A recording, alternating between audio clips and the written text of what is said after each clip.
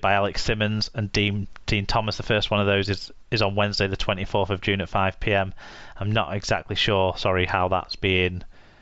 how you can access those sessions from this statement, which is one flaw in the statement, but I'm sure more will be to follow. They'll be to inform a review of the RFL's inclusion and diversity action plans. So that's all really a positive message, and it's sort of we're in a good spot to reflect on these sort of things in a positive way, I think, in that we have shown so many examples of inclusion over the years, but it doesn't mean that we can rest on those examples of, first black coaches in professional sport, first black captains of a national team in professional sport in this country, and those sorts of things. Dating back to very early stages as well of our sport, we welcome black athletes into our sport. So there are positives within that, but like the statement says, there's much more that could be done, especially to be representative of some of the communities that our sport is played within. Yeah, I mean, it can be very easy to, as you say, to think that rugby league doesn't have an issue because of certain, individuals who've broken through and made it into the coaching ranks or representative honours and that kind of thing. It is something that is a constant check that you have to have.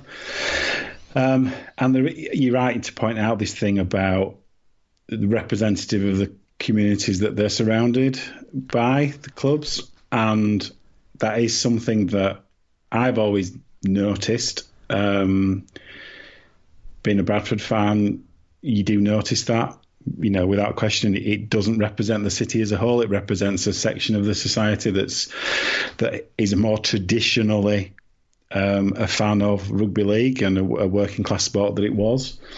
And that's a challenge for our sport as probably uniquely in that sense of spreading that message that it is a more inclusive sport, and it's a sport that everyone can hopefully enjoy as much as we do. So that is something that we definitely need to constantly keep at the front of our minds. Yeah, I think by and large, rugby league fans are and have been for a long time to a degree colourblind when it comes to what they're seeing on the pitch.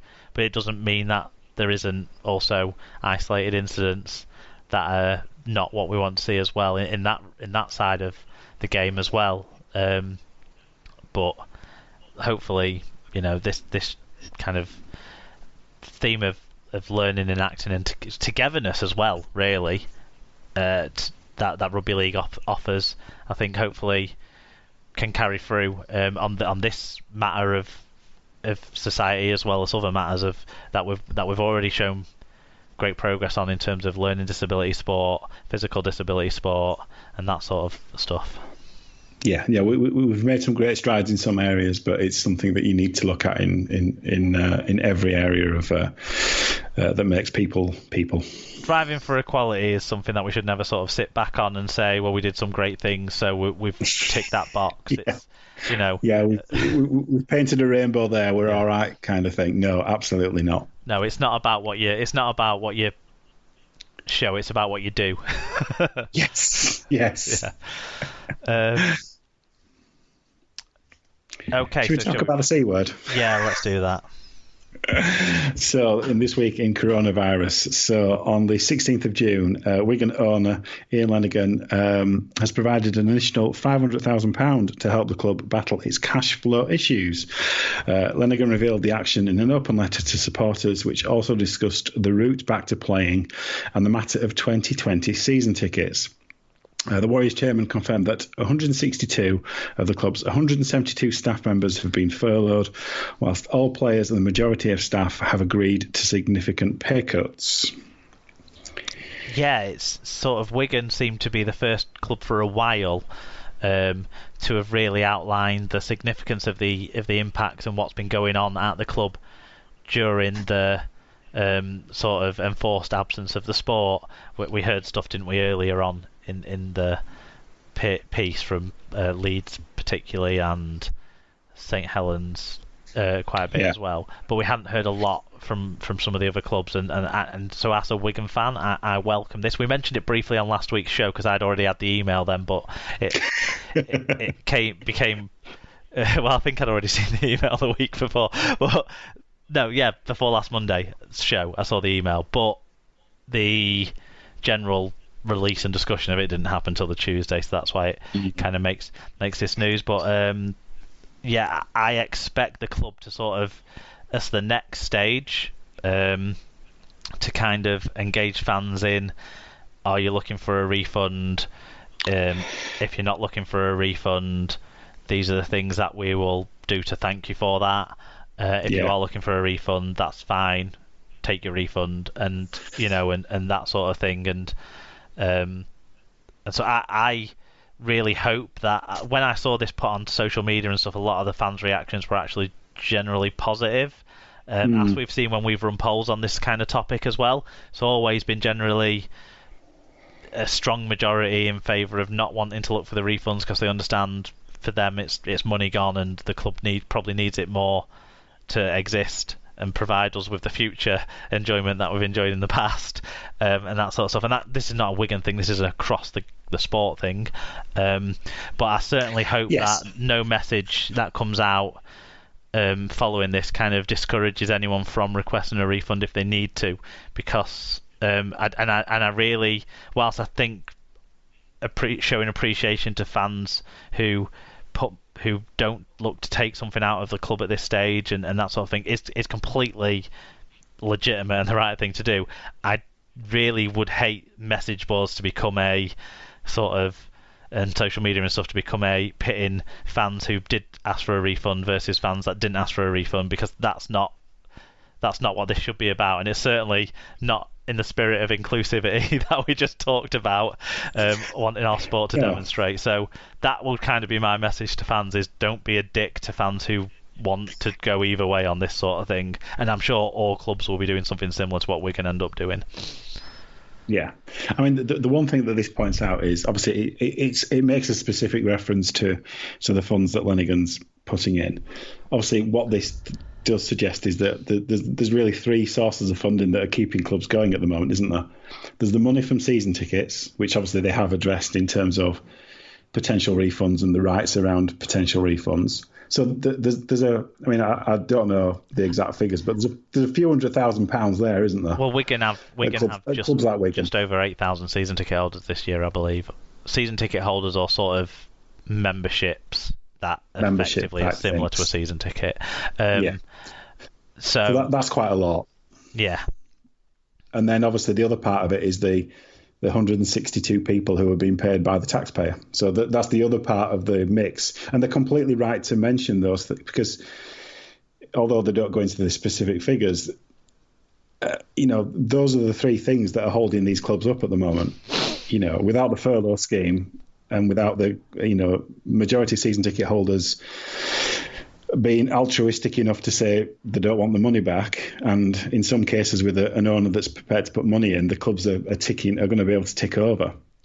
Yeah, and I think what Lenigan's statement did from a Wigan perspective is sort of made it clear the sacrifices, not sacrifices as such, but with the players, with the staff and those sort of things, but the concessions that have been made with people within the club, so that it might actually, then they can gauge the response from the fan base for what concessions the fan base might want to make, and I think that then judges how they pitch the next stage, which will be laying out the options for fans.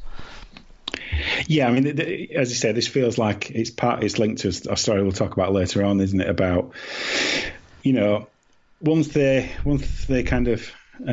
board have got a sense of what the fan atmosphere is, then that's another piece of the jigsaw that they can feel a bit more confident about in terms of their financial planning. Yeah, so. and I welcomed that this update came. I would have quite liked an update of this nature a little bit earlier as well, because Lenigan put the money in April to kind of ease through that stage. But yeah, so from one club that released that message for their fan base. We had another club the next day, 17th of June, releasing a message for their fan base. So another positive here that another club have come out and given some perspective to their fan base. So St Helens Chief Executive Mike Rush published an extensive message on the club's website, updating supporters on the current state of affairs at the Totally Wicked Stadium.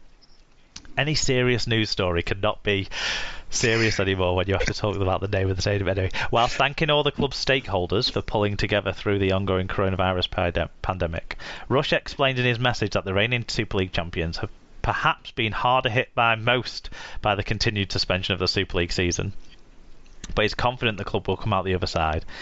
So really, he should welcome the extra money that Luke Thompson got them. But anyway, he revealed 90% of their staff have been furloughed, and the few that are left working have, along with the first team squad and coaching staff, voluntarily taken pay reductions. So again, people making sacrifices for the clubs, for the betterment of the club, for the benefit and longevity of the club. So again, to be applauded, and it's good that St Helens have come out and explained these things. St Helens are a club that we should congratulate for the business model that they've been able to build around the club, with the ground, the way that the ground operates, the way it acts as kind of an all year round revenue source. But of course, for 3 months, it's been a complete drain.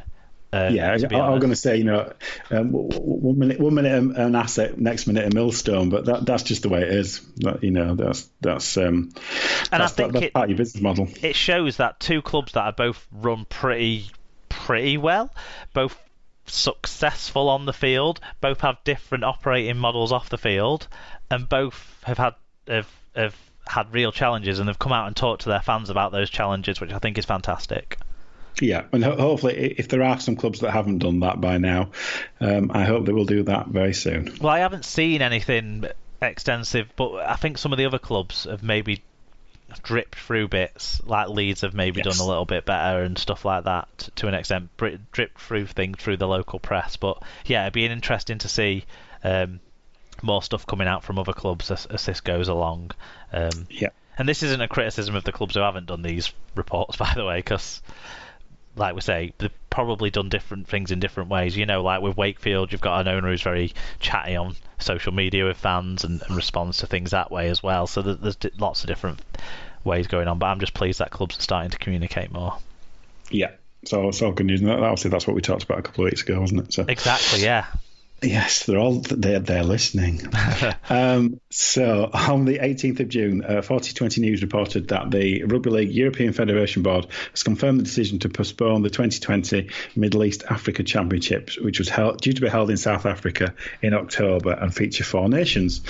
Obviously, principal among the reasons was that some countries in the region still have not hit their COVID-19 peak, and the need to protect players and staff in the competing nations is paramount.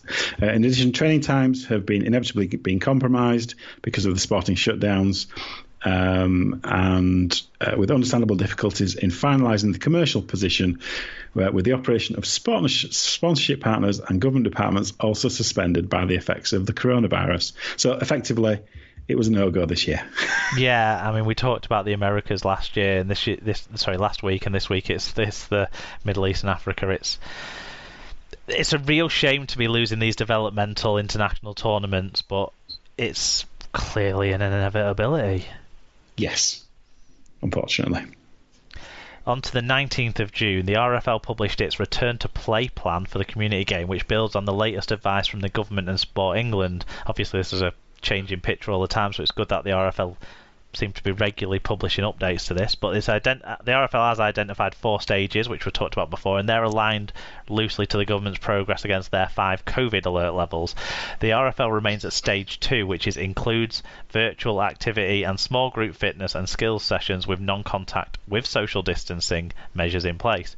They are hopeful that community clubs can move from training in small groups, though, to moving in more team-based activities from early July, although still with some sort of social distancing. Now, that would be moving on to the next stage for the RFL. So it's positive that they're updating people regularly, and that they're clearly showing they're looking at the way forward to and giving people an idea of what's coming next and what sort of timescale. I think I'm sick of saying things are positive at the moment, but that's another positive for me. Yeah, Within the sport, outside is. of the sport, we're fucked. Nothing's positive. Nothing's going the right way. But yes, even if you've got nothing good to say, at least tell us that you've got nothing good to say. I think that's the absolute key thing. Look, I think